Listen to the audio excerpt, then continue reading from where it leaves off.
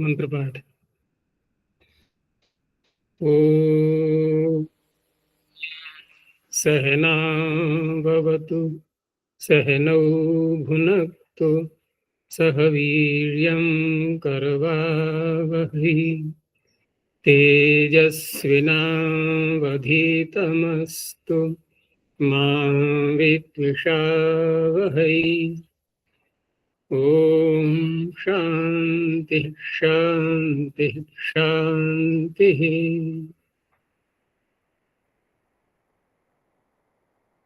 प्रथमावृत्ति की 364वीं कक्षा, षष्ठाध्याय के प्रथम पाद में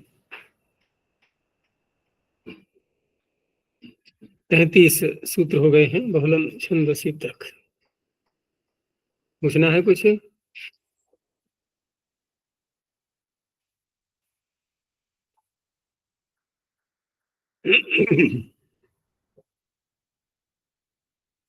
संप्रसारण के प्रकरण में वे धातु का चल रहा था और छंद में उसको बहुल करके संप्रसारण किया गया। अब छंद का प्रसंग आ गया तो एक सूत्र और दे दिया पाणिनि ने छंद के लिए कि चायः की। ऐसा ही सूत्र पीछे भी आ चुका है एक, लेकिन वहां पर ऊपर से जो अनुवृत्ति आ रही थी, किसकी आ रही थी? कि आदेश जो किया गया था चाय धातु के स्थान पर है। हाँ, तो वहां पर चेकीयते चेकीयते चेकीयन्ते, वहां पर पीछे यंग का प्रसंग चल रहा था। स्वपि स्यमि व्ययाम यंगी, यहां से इस तरह से दोनों सूत्र एक जैसे होने पर भी अनुवृत्ति के आधार पर अर्थ में अंतर है दोनों में। तो चायः षष्ठे क्वचनान्तम की लुप्त प्रथमांत निर्देशः। छंदसि विषये चायरी धातुः स्थाने बहुलम की आदेशो भवति। तो यहाँ पर अब की आदेश चाय के स्थान पर जो किया गया है, चायरी पूजा निशा मने हो, तो नी उपसर्ग लगा करके और की यानी चाय धातु से लिट लकार लाए बहुवचन में, प्रथम पुरुष के बहुवचन में झी को उस करके की और उस, चाय को की आदेश करके की और उस। अब इस की को देतु करेंगे की ह्रस्व और कुहुष्टु, तो चिकी उस। अब क्या होगा? चिकी और उस। अब क्या हो जाएगा? है यणादेश। हाँ, तो यणादेश होकर के नी तो उपसर्ग है इसमें, तो निचिक्यु। ऐसे ही एक और दिया है उदाहरण, उसमें भी यही है बिल्कुल। उसमें 2 बार आया है न्यन्यम चिक्युर न निचिक्युर अन्यम। ये जो बहुत प्रसिद्ध सूक्त का मंत्र है, ये प्रसिद्ध सूक्त है ऋग्वेद में, अस्य वामीय सूक्त बोलते हैं उसके लिए। ये कई बार मैंने प्रसंगवश बताया है कि सबसे अधिक मंत्र इसी सूक्त में है। ऋग्वेद का सबसे बड़ा सूक्त पहले मंडल में ही, ठीक है ना। और 164वां सूक्त है ये, जिसमें के 58 मंत्र आते हैं। तो उसमें चिक्की हुई है उदाहरण 2 बार आया हुआ है।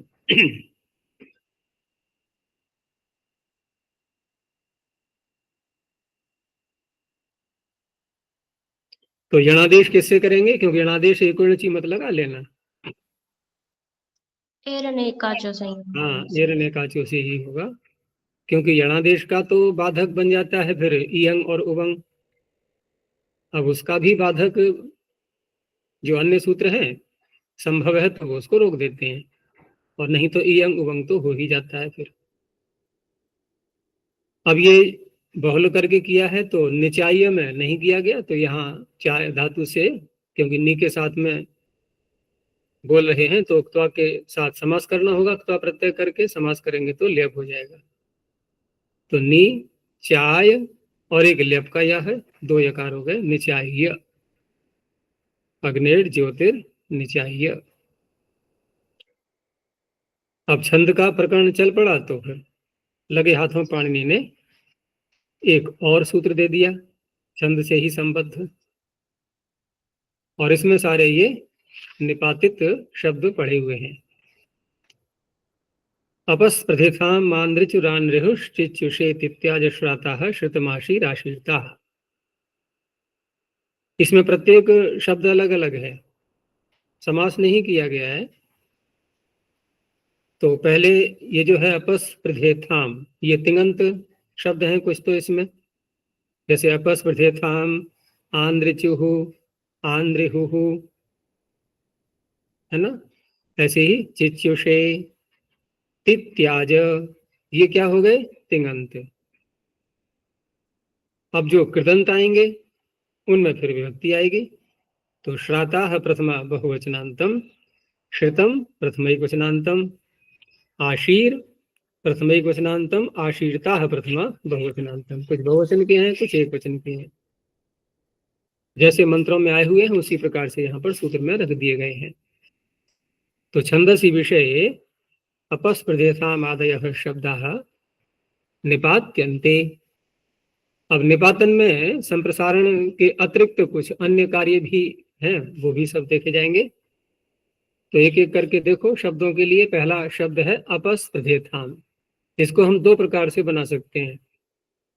यदि हम अप उपसर्ग मान लेते हैं तब भी तो बन जाएगा। तो अप उपसर्ग मानेंगे तो स्पर्ध संघर्षे धातु से लंग लकार ला करके प्रथम पुरुष के द्विवचन में आथाम ये प्रत्यय आएगा, और वहां पर स्पर्ध में सकार, पकार, अकार, रेफ और धकार, ये सारे वर्ण हैं। अब इसमें संप्रसारण के योग्य कौन सा वर्ण है, रेफ आ रहा है। संप्रसारण करेंगे तो रेफ को ही तो होगा। अब रेफ को यदि संप्रसारण करेंगे तो स्थिति क्या बनेगी, सकार, पकार, अकार, अकार ही तो है प में। अब फिर रेफ का लिख दिया हमने री, तो स्प रिध ये बना ना,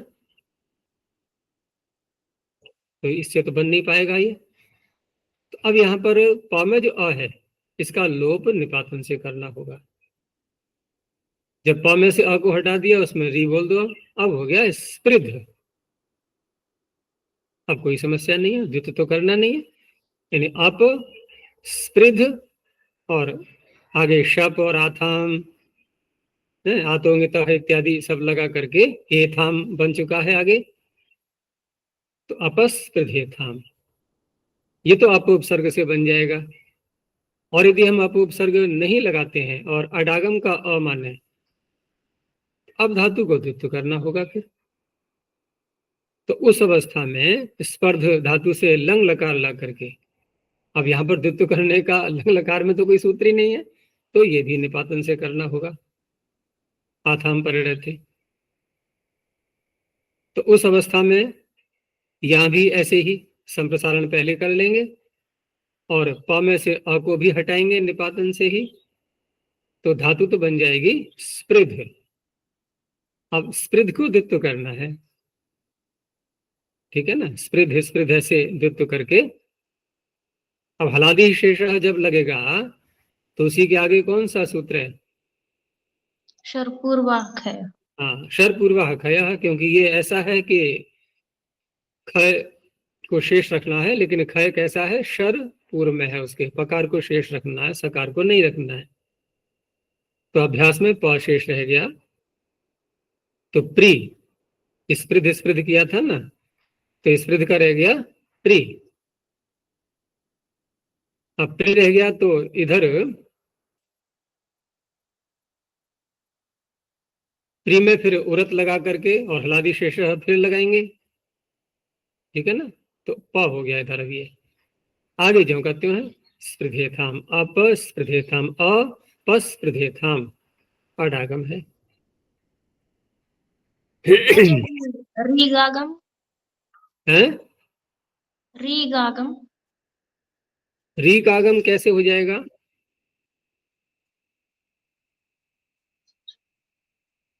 री का आगम कैसे करेंगे? री ऋदुपधस्य च। ये तो निपातन चल रहा है ना, निपातन में ऐसे सूत्र नहीं लगाए जाते हैं। निपातन में शब्द को ध्यान में रखते हुए रखना करना है हमें। जब हम मतलब आकार का लोप कर सकते हैं, आकार का लोप कर सकते हैं तो ऋगागम भी रोक सकते हैं। तो यहाँ पर कोई भी आगम नहीं हुआ है। और वो जो आगम है वो होता कहाँ है, पहले ये तो देख लो। सूत्र निकाल के देखो कहाँ होता है ये आगम। ऋग नहीं है, रीक है। रीक ऋत्वतः। लेकिन जरा देखना अनुवृत्ति किसकी आ रही है। अजय जी रीग ऋदुपधस्य च। रीग ऋतुपथ से बताया था अभी। जी अच्छा, तो वहां किसकी अनुवृत्ति है? ती ती की तकारादि प्रत्यय। फिर वो भी नहीं, यहाँ पर आथाम चल रहा है। उसका कोई प्रसंग नहीं। तो इस तरह से यहाँ पर जिस समय हम द्वित्व करके बनाएंगे तब तो अडागम दिखाई दे रहा है हमें। लेकिन जब अप उपसर्ग लगाया था, हमने पहले बनाया था, उस अवस्था में लंग लकार होने पर भी अडागम, क्योंकि अडागम नहीं भी होता है। यद्यपि निषेध तो किया गया है कि न मांग योगे, मांग का योग करेंगे तो नहीं होगा। लेकिन न मांग योगे के आगे क्या है सूत्र? बहुलम छंदसी अमांग योगे भी। मांग का योग नहीं है तब भी बहुल करके अट और आट नहीं होते या होते हैं। तो अडागम वहां पर नहीं दिखाया गया, क्योंकि अप तो उपसर्ग हो गया ना स्पृधेथाम। नहीं तो क्या बनता? अपास स्पृधेथाम, ये बनता। तो दो तरह से इसको बनाया गया। तो ये तो हो गए छंद के दोनों। अपस प्रथेथाम अप लगाएं या द्वित्व करके बनाएं। लेकिन लोक में तो ऐसा नहीं चलेगा। लोक में धातु तो स्पर्ध ही रहेगी, और वहां स्पर्ध रहेगी तो यदि हम अडागम करेंगे तो अपास स्पर्धत प्रथेथाम बनेगा, जिसे एक धातु के रूप चलाते हैं। और यदि अप नहीं लगा करके अडागम करके वैसे बनाएंगे तो उस अवस्था में द्वित्व तो होगा नहीं, तो अस्पर्धेथाम बनेगा। ये लौकिक प्रयोग हो गए। आगे दो एक ही ऐसे शब्द हैं जैसे आंद्रिचु और आंद्रिहु। एक में रिच है, एक में एक में अर्ह है। वो रिच नहीं, अर्च। अर्च और अर्ह दोनों एक जैसी हैं। तो अर्च से जब बनाएंगे तो यहां पर भी क्या करेंगे कि लिट लकार लाएंगे और प्रथम पुरुष के बहुवचन में उस प्रत्यय पर रहते। अब अर्च को संप्रसारण करना है हमें। अर्च को संप्रसारण करेंगे तो जैसे स्पर्ध में संप्रसारण किया था, रेफ को री किया था, और रेफ से पहले क्या था वहां पर भी आकार, प में अ। यहां भी आकार है, देखो दोनों में रेफ से पहले। इन दोनों का लोप करना होगा निपातन से। तो केवल रेफ और चकार रह गया। अब रेफ को री कर दो, बन गया रिच। अब रिच का तो बन जाएगा बड़ी सरलता से। बस इतना ही है कि यहाँ पर संप्रसारण जो है वो निपातन से किया गया है और आकार का लोप कर दिया गया है। तो इस तरह से यहाँ रिच धातु का, यानी कि रिच का अब रूप चलाएंगे। अब रिच का रूप चलाएंगे द्वित्व भी तो होगा, लिट लकार है ये। तो रिच रिच, अभ्यास में री, और री को फिर उरत, फिर हलादि शेष, क्या रह गया? अ और रिच। अब अभ्यास में जब आकार रहता है तो क्या करते हैं उसको? अत आदि दीर्घ दीर्घ हो जाएगा, तो आ रिच। अब नुडागम हो जाएगा। दीर्घ किया है ना। अत आदि के आगे क्या है सूत्र?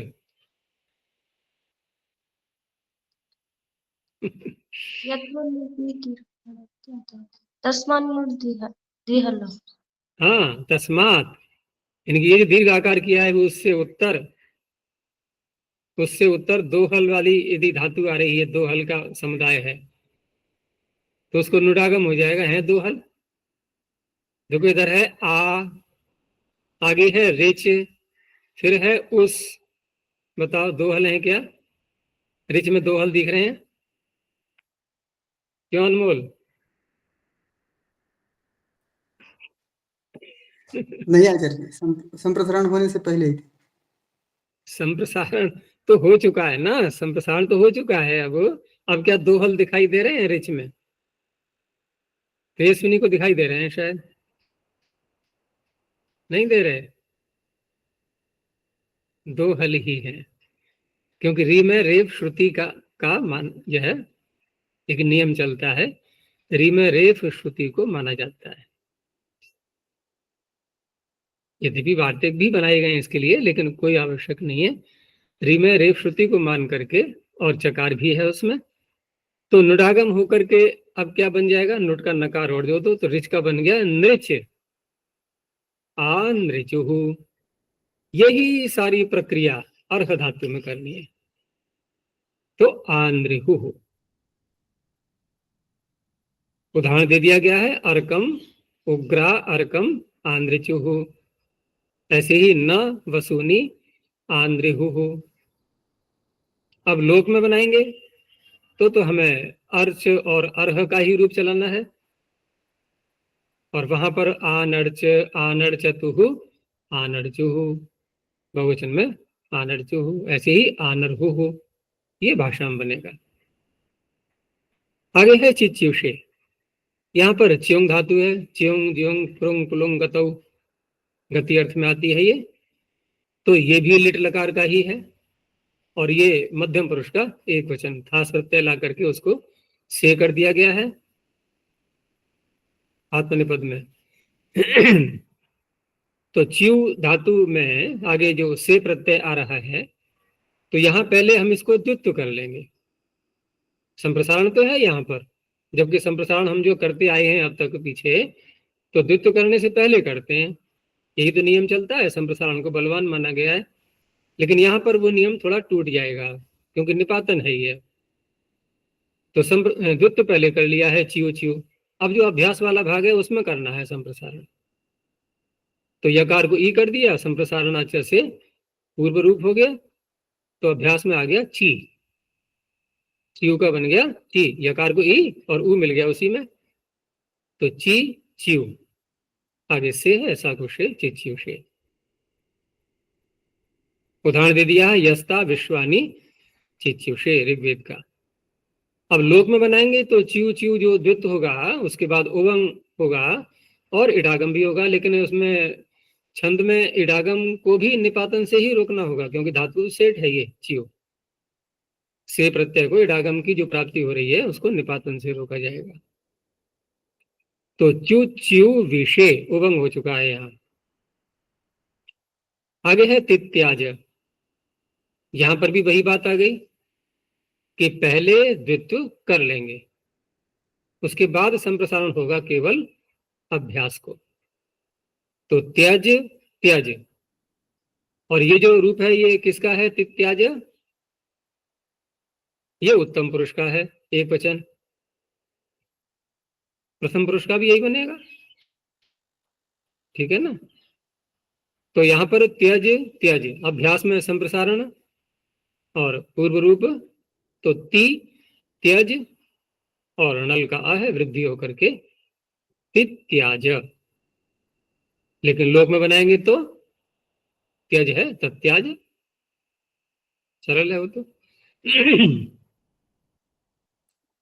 ये तो हो गए तिङंतों के उदाहरण।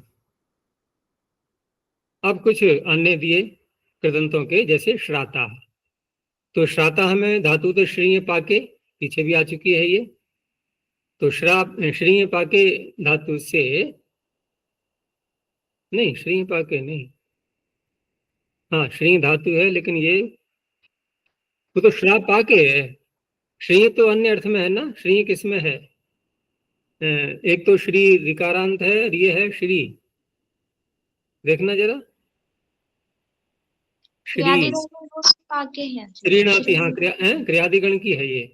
क्या अर्थ श्री है? पाके, पाके। अच्छा, पाक अर्थ ही है। हाँ तो वो श्रापा के है, ये श्रीय पाके है, क्योंकि मुख से मेरे वही निकला श्रीय पाके। तो यहाँ पर श्री धातु से निष्ठा प्रत्यय ला करके कृदंत बना लिया गया है इसको। तो यहाँ पर कि कोई भी सूत्र पीछे तो ऐसा आया नहीं है जो कि निष्ठा में संप्रसारण करता हो।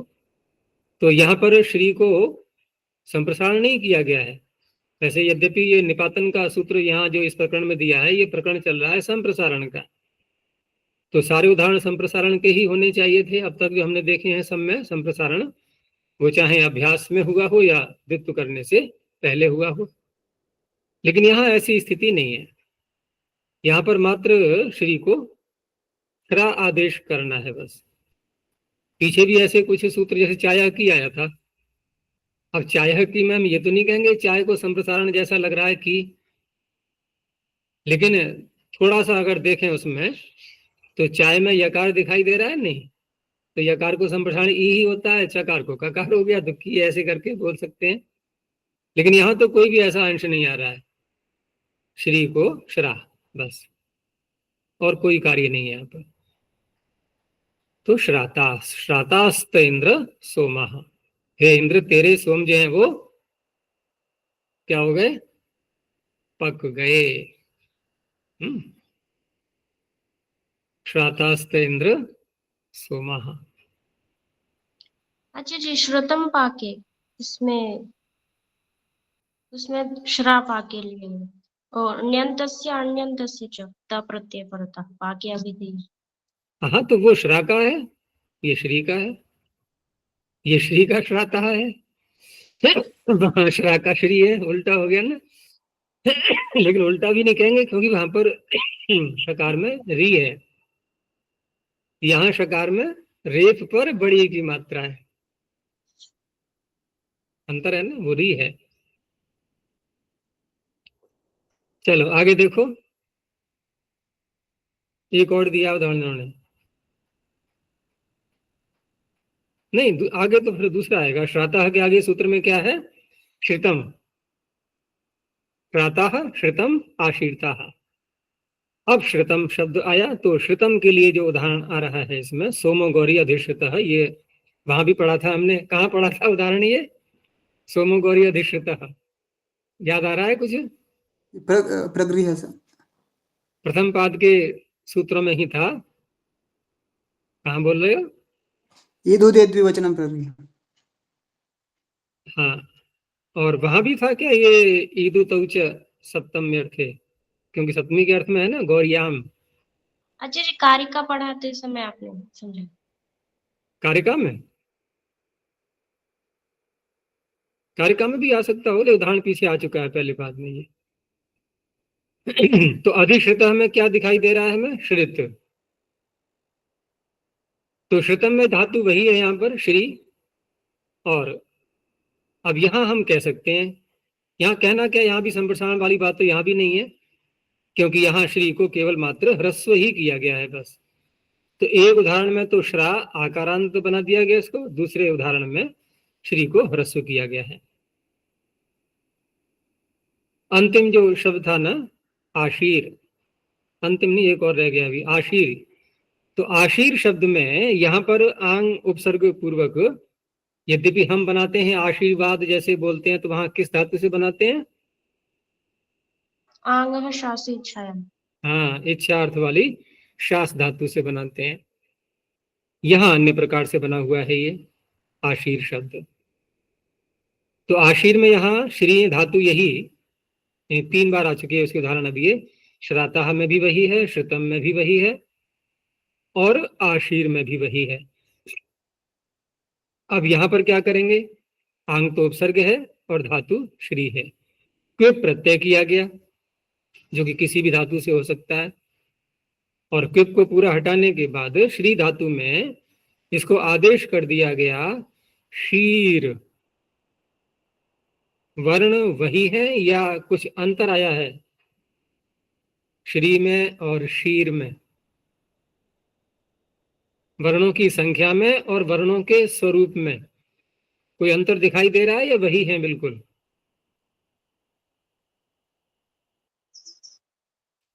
देखो, श्री शकार रेफ ईकार, शीर शकार ईकार रेफ, केवल उनका संयोजन का वो बदल गया है क्रम बस, और तो कुछ भी नहीं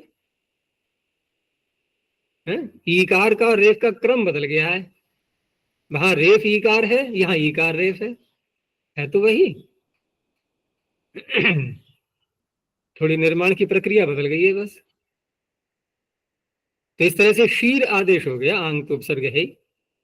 अब यहाँ पर क्विप प्रत्यय करके कुछ बचेगा तो है नहीं इसका, तो प्रथमा में अगर रूप बनाएंगे तो क्या बनेगा इसका?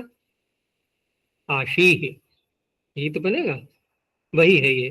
ताम आशीह आदुहंती, ये आ तो अलग है, आशीरा जो दिख रहा है ना, आशीरा, आशीह आदुहंती। अब ठीक ऐसा ही इसी उपसर्ग पूर्वक और इसी धातु से फिर वही कार्य किया गया, लेकिन ये क्विप प्रत्यय परे रहते था, अगला उदाहरण निष्ठा परे रहते है, आशीरता। तो आंग उपसर्ग धातु वही है, आदेश भी शीर ही किया गया है, और रेप से उत्तर निष्ठा का तकार जब आता है तो उसको नकार भी होता है, लेकिन उसको रोक दिया गया है निष्पादन से, नहीं तो रताभ्याम निष्ठा तो न सूत्र लगना चाहिए था, और क्या बनता? आशीर्णा, तो ऐसे ही तकार रहेगा।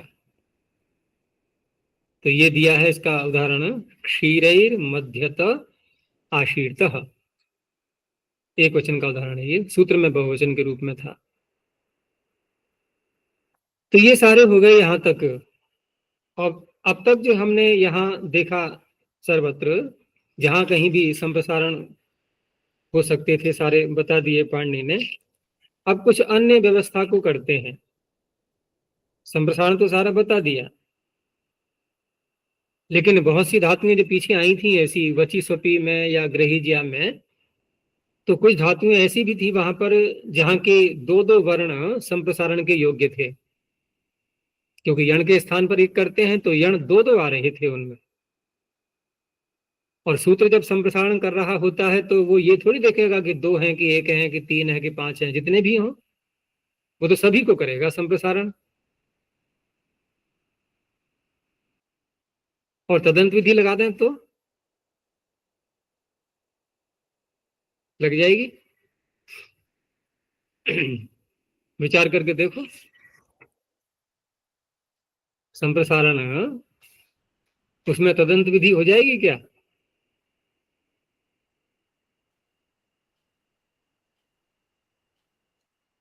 बहुत सी धातुएं ऐसी हैं, जैसे व्यध को ही ले लें हम, तो व्यध में क्या अंत में है यकार, हकार है अंत में, तदंत विधि बनेगी नहीं। तो इस तरह से यहाँ तदंत विधि स्वीकार नहीं की जाती है, और नहीं की जाएगी तो फिर जितने भी उसके अवयव हैं यण के रूप में जो आ रहे हैं उन सबको संप्रसारण की प्राप्ति होती है। अब सबको प्राप्ति होती है तो ये अगला जो सूत्र आ रहा है उसी व्यवस्था को करने के लिए कि पहले किसको करना है। लेकिन पहले किसको करना है ये बात बताने के लिए पाणिनि ऐसे नहीं कह रहे सामान्य रूप से, वो थोड़ा घुमा करके कह रहे हैं बात के लिए कि न संप्रसारणे संप्रसारणम, न विपदम संप्रसारणे सप्तम में कुशनांतम संप्रसारणम प्रथम कुशनांतम।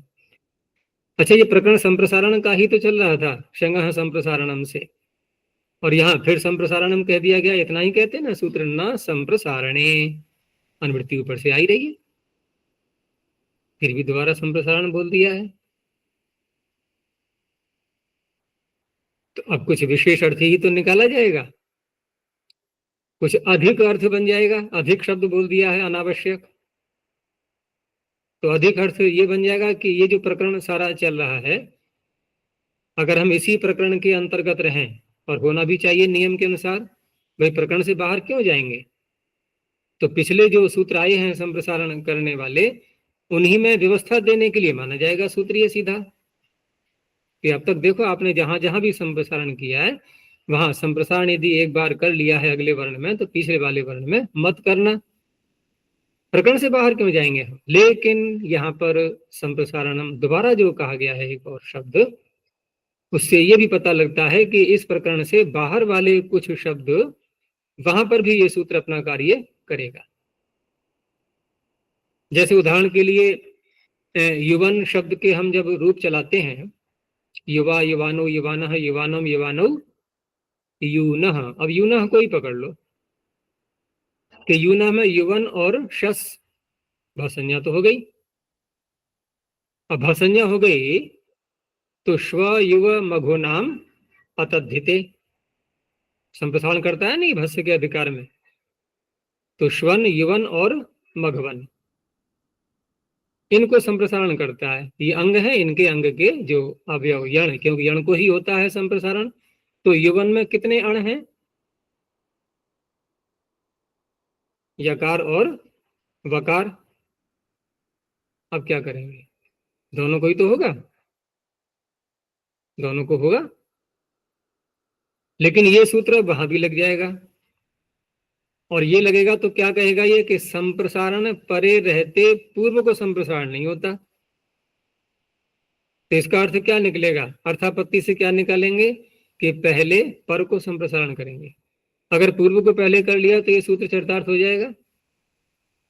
ये कहेगा अरे मैं तो यहाँ रोकने के लिए आया था, इन्होंने पहले ही पूर्व को कर लिया है, तो निराश हो जाएगा ना सूत्र कि अब मैं क्या करूं, यहाँ जल्दबाजी कर दी इन्होंने, मुझे नहीं आने दिया। तो नियम ये निकलता है इससे कि पहले पर को होता है। ये घुमा करके बात कही है पाणिनि ने। ये नहीं कहा उन्होंने कि संप्रसारण पर को मत करना, क्या नाम, पूर्व को मत करना, पर को करना। ये ना कह करके कैसे कहा कि संप्रसारण परे रहते पूर्व को संप्रसारण नहीं होता। तो छात्र बोले ये क्या कहा आपने, कि समझ जाओ क्या कहा, कि पहले पर को करो। बस यही तो बात निकल रही, और क्या निकल रही बताओ। यहाँ पर को कर लो, पूर्व को करना ही नहीं है। हो गया ना स्पष्ट? ये कहना चाह रहे हैं पाणिनि। तो युवन में भी हम वकार को करेंगे, यकार को नहीं करेंगे। तो वकार को करके बन गया यूनः। तो इस तरह से ये संप्रसारणम अतिरिक्त कह करके ये अर्थ निकाला गया है कि जो विदेश में स्थित शब्द हैं, विदेशों में स्थित जो शब्द हैं, वहां भी ये नियम काम कर जाए। विदेश में है ना शिवयो में गुना मत अदिते, या भारत में ही है? तो प्रकरण से बाहर का सूत्र हो गया वो।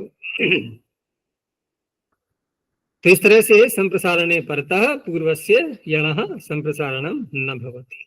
नियम यही निकला कि पहले पर को करना है और फिर पूर्व को करना ही नहीं है।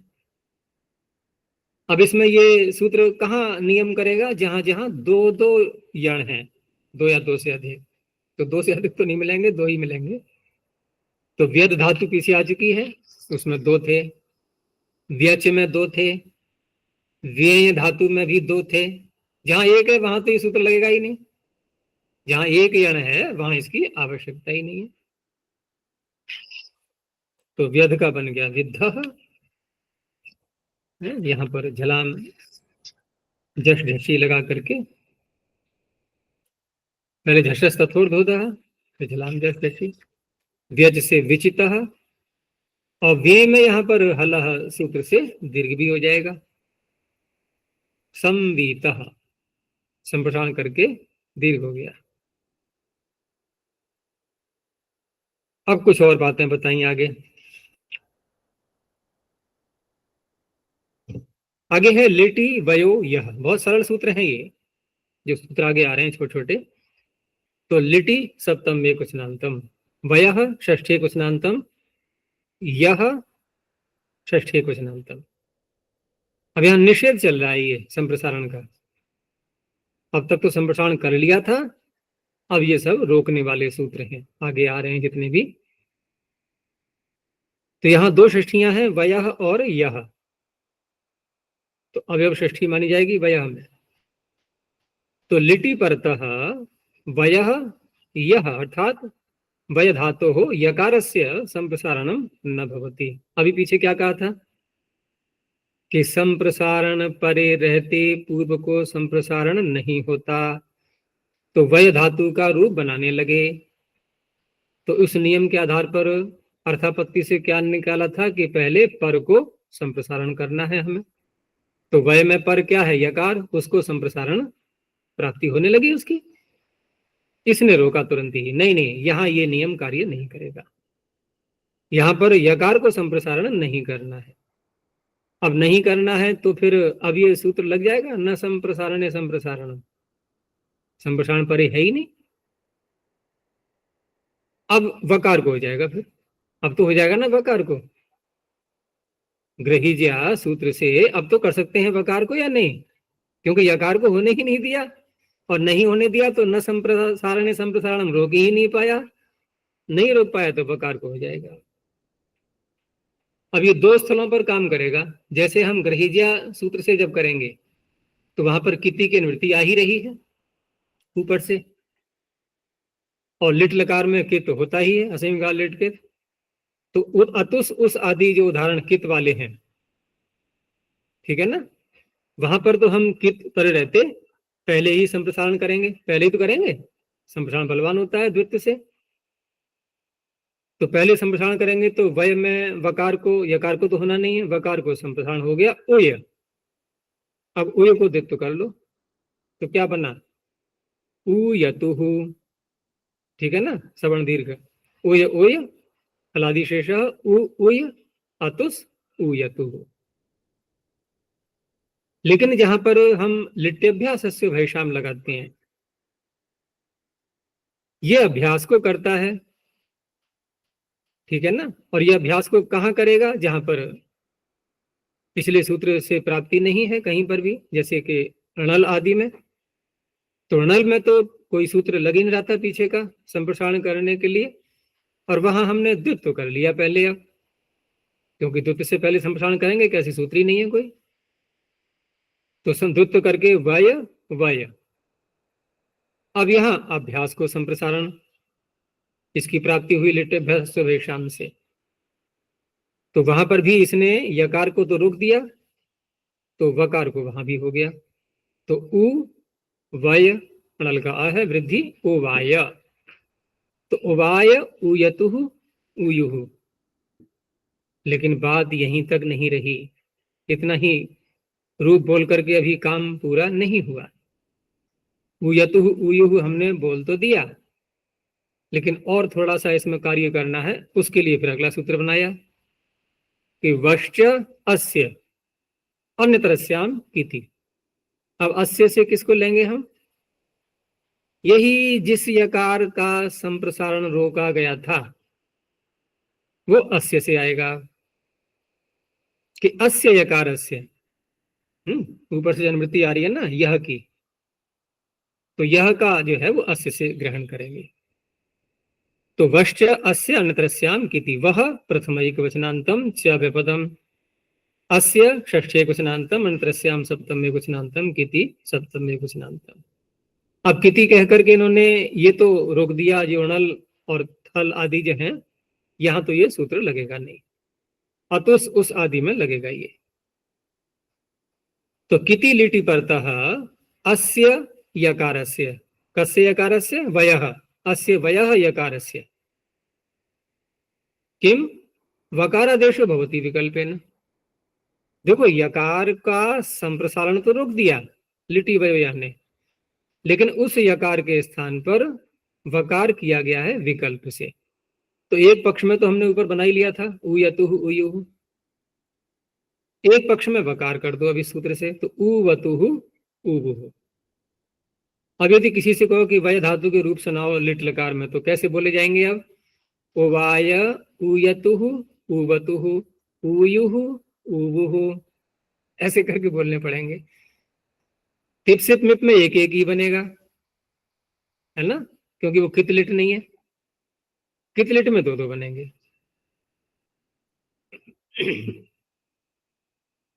तो ये दोनों सूत्र हो गए वय के लिए। और ये वय भी कौन सा है, वेयो वय आदेश करते हैं ना। अब आगे सीधी वे धातु ही आ गई,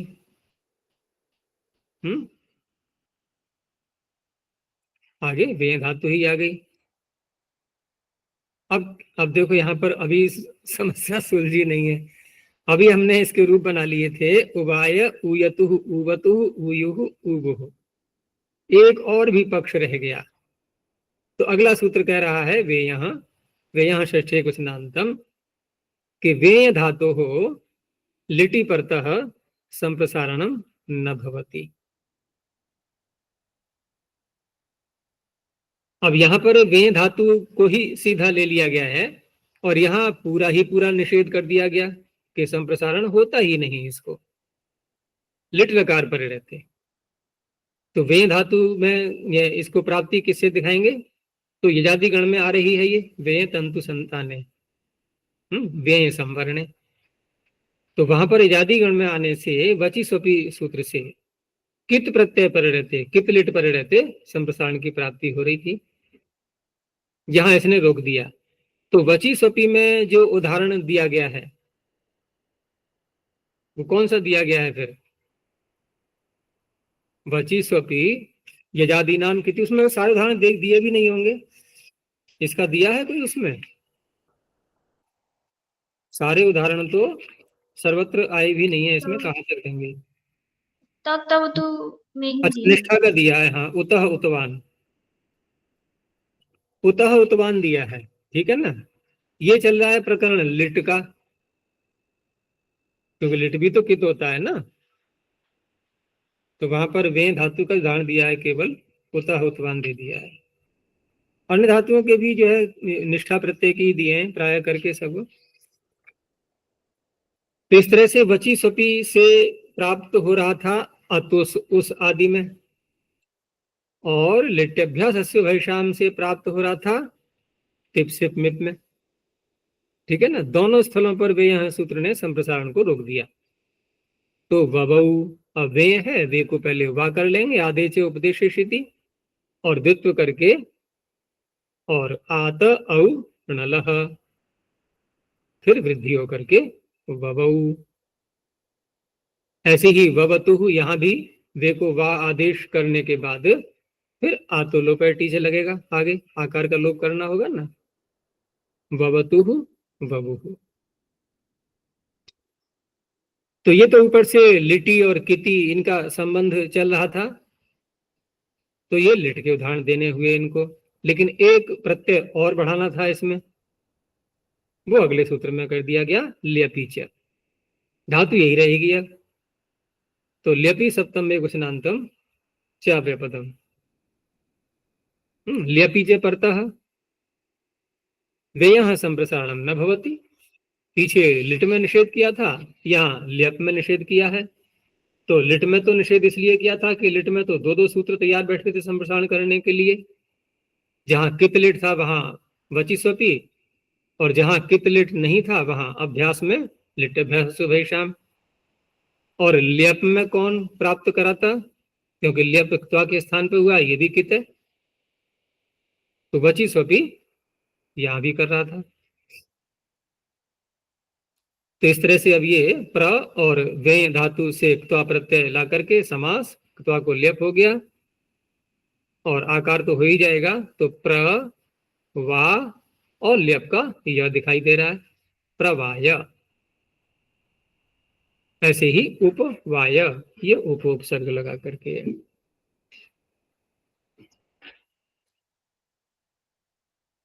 एक शब्द तुम लोगों ने सुना होगा, त्रिच शब्द सुना है ना, त्रिच। सामवेद में ज्यादा प्रयुक्त होता है, त्रिचम साम।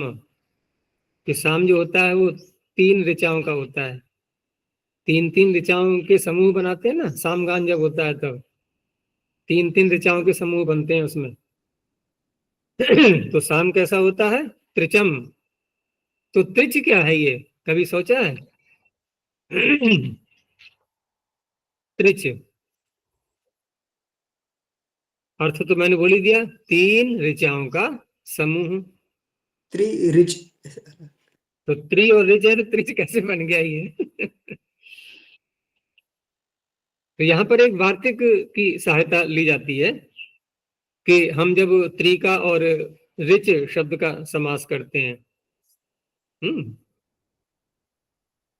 तो उस अवस्था में वही 3 है, वही ऋचाएं हैं, वो तो ठीक है। लेकिन दोनों का जब समास किया गया तो ऋच परे रहते रिच पर रहते जो पूर्व जो त्रि शब्द है इसको तो करेंगे संप्रसारण, तो त्रि का क्या बन जाएगा? तुम लोग बोलोगे त्रि का त्रि बन गया। उच्चारण में तो अंतर नहीं आ पाता है, लेकिन लेखनी में लिपि में अंतर आ जाएगा ना। पहले हमने त्र पे ह्रस्व विकार की मात्रा लगाई थी, अब तकार में रिकार को जोड़ेंगे तो त्रि, ये तो बन गया पहला भाग।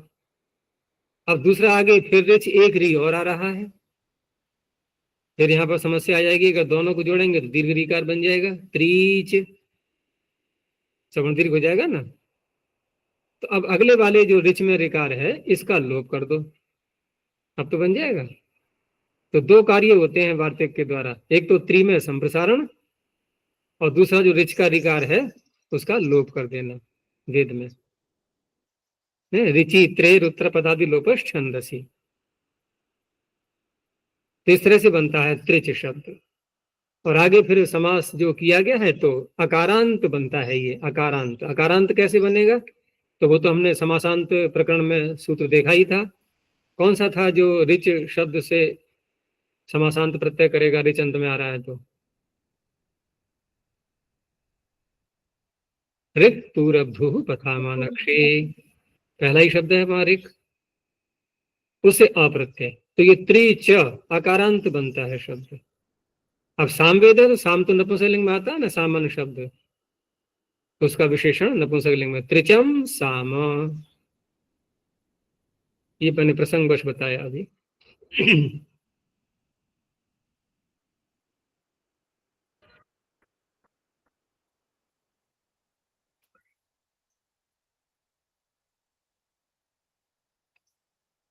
ऐसे ही लिटी वयोया में यहाँ ऊपर से प्रकरण क्या चल रहा था हमारा पीछे अभी, लिटी वयोया,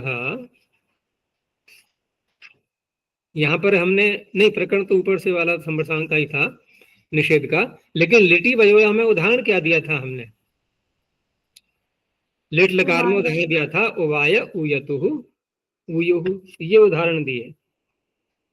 लेकिन क्या लिट में यहाँ पर वय धातु का और भी उदाहरण कोई बन जाएगा? अर्थात और कोई उदाहरण बनेगा ही नहीं, लिट लकार ही होना चाहिए था। तो इस तरह से यहाँ पर जो लिट ग्रहण है ना, ये आगे के लिए है, इस सूत्र में इसकी आवश्यकता नहीं थी। लिटी वजह में लिट ग्रहण की आवश्यकता नहीं थी, इसका प्रयोग, इसका जो इसकी सार्थकता है वो आगे के सूत्रों में जाएगी, जैसे आगे जो सूत्र पे यहाँ आ रहा है ना वहां पर। चलो, तो कहाँ पे थे हम अभी? ल्यपी च का हो गया, तो ल्यप परिणयते भी वे धातु के संप्रसारण को रोका गया, लेकिन अब ल्यप परिणयते एक धातु और है जिसके संप्रसारण को रोकना है, वो भी साथ में ले लिया। कैसी श्रृंखला बनाई है सूत्रों की पाणिनि ने, एक दूसरे से सारे जुड़े हुए हैं। तो आगे कह दिया ज्येष्ठ, एक और आ रहा है ऐसा ही व्यष्ट, तो वहां प्रश्न उठेगा कि ये दोनों एक साथ क्यों नहीं बोल दिए गए? ज्येष्ठ को अलग कर दिया, व्यष्ट को अलग कर दिया, तो दोनों एक साथ इसलिए नहीं कि व्यष्ट को और आगे ले जाएंगे फिर ज्येष्ठ को ही रोक देंगे, वो भी सब प्रयोजन है अलग अलग करना। तो ज्येष्ठ ज्यः षष्ठी कुछ नान्तम चाव्यपदम, ज्या धातु लिपि परतः संप्रसारणम न भवति, तो ज्या का ग्रहण कहाँ किया गया था संप्रसारण करने के लिए? ग्रही ज्या, ज्या वयोहानो, उससे प्राप्ति हो रही थी, कित में भी और इंगित में भी। यहाँ तो लेप का उदाहरण है तो कित का, कित होने के कारण से प्राप्त हो रहा था, लेकिन इसका निषेध हो गया। तो प्रज्ञाय, नहीं तो क्या बनता? यदि संप्रसारण कर देंगे तो क्या बनेगा? प्रजीय, प्रजीय, दीर्घ भी होगा ना, प्रजीय, अकृत साधा तो केवल दीर्घ, तो प्रज्ञाय उपज्ञाय। ऐसे ही फिर है आगे व्यष्ट, तो व्यय षष्ठे क्वचनान्तम च विपदम, वे धातु ल्यपि परतः संप्रसारण न भवति, तो यहाँ भी प्रवीय न बन करके बनेगा प्रव्याय। यहाँ पर वो नियम काम करेगा, जब संप्रसारण करते तो करेंगे, आगे करेंगे। यहाँ तो खैर नहीं किया गया है कि पहले पर को संप्रसारण कर लेंगे, पूर्व को होगा नहीं, क्योंकि दो है ना इसमें व्यय में, बकार और यकार। तो व्यष्टय को अलग पढ़ा गया है, इसकी अनुवृत्ति आगे जाएगी इसलिए। तो आगे है विभाषा, परे है, अब ऊपर से व्या को ले लो, क्योंकि पीछे ऐसा कुछ नहीं कहा गया था कौन सा उपसर्ग साथ में आएगा, वहां तो प्र लगा करके उदाहरण दिया गया है, यहाँ परी लगा करके देंगे अब। तो विभाषा प्रथमे गुचनांतम, परे है पंचमे गुचनांतम। परे है उत्तरस्य व्यय धातु हो लेपि परतः विभाषा संप्रसारणम न भवति।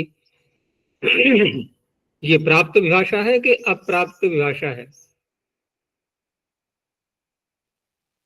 प्राप्त विभाषा। तो किससे प्राप्त हो रहा है संप्रसारण?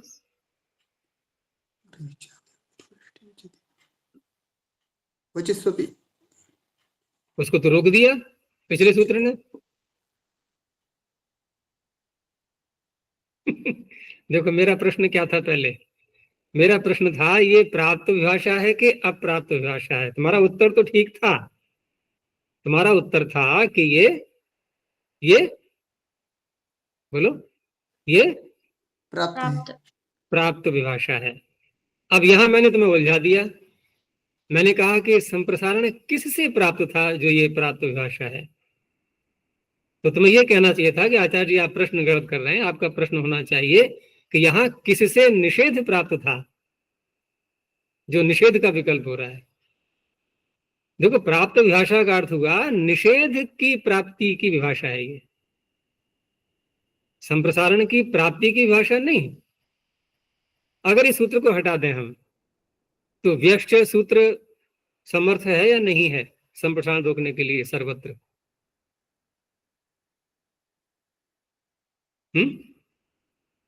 व्यष्ट सूत्र रोकेगा कि नहीं? भाई लेप परे रहते हम कोई सा भी उपसर्ग लगाएं, क्या उसने नाम लिया है किसी उपसर्ग का? तो रोकना तो हो गया प्राप्त, यानी कि निषेध प्राप्त, रोकना अर्थात निषेध, निषेध प्राप्त हुआ। तो निषेध की प्राप्ति की विभाषा है ये, संप्रसारण की प्राप्ति की नहीं, संप्रसारण के निषेध की प्राप्ति की विभाषा है। तो परेरुत्तरस्य व्यय धातु हो विभाषा संप्रसारणम न भवति, खुद ही कह रहा है सूत्र। तो परिवीय यहां क्या हो गया? संप्रसारण। नहीं हुआ तो परिव्याय। तो परिवीय में वही सारे नियम लगेंगे, न संप्रसारण संप्रसारणम को ध्यान में रखते हुए, और यकार को संप्रसारण करेंगे पहले और हलह सूत्र से उसको दीर्घ भी हो जाएगा। तो परिवीय, और दूसरे पक्ष में तो आकार मात्र करना है और परिव्याय। तो कहां से ये प्रारंभ हुआ था प्रकरण संप्रसारण का? क्षण संप्रसारणम पुत्रपत्यो तत्पुरुषे। तो अभी तक हमने छठे अध्याय के प्रथम पाद में ये जो सूत्र पढ़े हैं 43 सूत्र, इनमें कितने प्रकरण पार हो गए अब तक? देखो प्रकरणों का ध्यान अवश्य रखा करो, उससे बड़ी सरलता होती है व्याकरण को समझने के लिए। एक अलग अलग अलग अलग बन जाते हैं। तो कितने प्रकरण पूरे हो गए? 2 प्रकरण। 2 हो गए। एक द्वित्व का प्रकरण पूरा हो गया और संप्रसारण का भी पूरा हो गया। और संप्रसारण को हमने देखा था कि संप्रसारण जो संज्ञा है वह पाणिनि ने 2 प्रकार से की है, 2 प्रकार से उसका अर्थ करते हैं। एक तो ये प्रक्रिया जिसको हम कहते हैं वाक्य की संज्ञा, यानी यण के स्थान पर एक होता है। एक तो इसकी संज्ञा संप्रसारण, यानी हम क्या कर रहे हैं कि संप्रसारण कर रहे हैं, हुआ नहीं है अभी, कर रहे हैं। और एक पहले से विद्यमान है, जैसे हम सूत्र लगाते हैं संप्रसारणाच, पूर्व रूप करते हैं, तो वहां संप्रसारण करते हैं या संप्रसारण पहले से विद्यमान है, कुछ और कार्य करते हैं, है ना? तो वर्ण की संज्ञा बोलते हैं उसको। तो वर्ण की संज्ञा भी होती है, वाक्य की संज्ञा भी होती है, 2 प्रकार से होती है संप्रसारण संज्ञा। यहां हमने क्या देखा है, यहां हमने वर्ण की भी देख ली इसी प्रकरण में, ठीक है ना, और वाक्य की भी देख ली। वर्ण की कहाँ देख ली कि न संप्रसारण है संप्रसारण, ये क्या कह रहा है, वर्ण ही तो है कि संप्रसारण परे रहते। और शंगा संप्रसारण जो सूत्र लगाया था पहला ही, वहां संप्रसारण है नहीं, वहां किया जाएगा, वो वाक्य की संज्ञा है। इस तरह से है ये, अभी यहीं तक रखते हैं। अब आगे अन्य प्रकरण आएगा, इसको आकार का प्रकरण बोलते हैं, आत्म प्रकरण, और ये भी काफी सूत्र तक जाएगा आगे। और ये सभी सूत्र एच के स्थान पर आकार करने वाले हैं। कुछ ऐसे हैं जो कि उपदेशावस्था के एच को पकड़ेंगे, ठीक है ना, और कुछ ऐसे हैं जो गुण आदि करने के, वृद्धि करने के बाद में भी हो जाता है कहीं कहीं, तो वो देखेंगे कहाँ कहाँ कैसे आएगा। अभी यहीं तक रखते हैं। प्रणव ध्वनि। ओ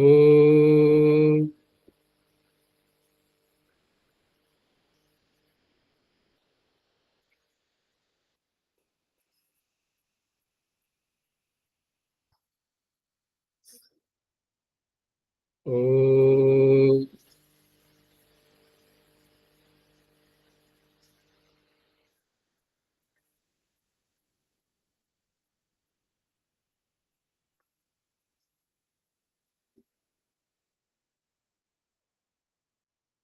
ओ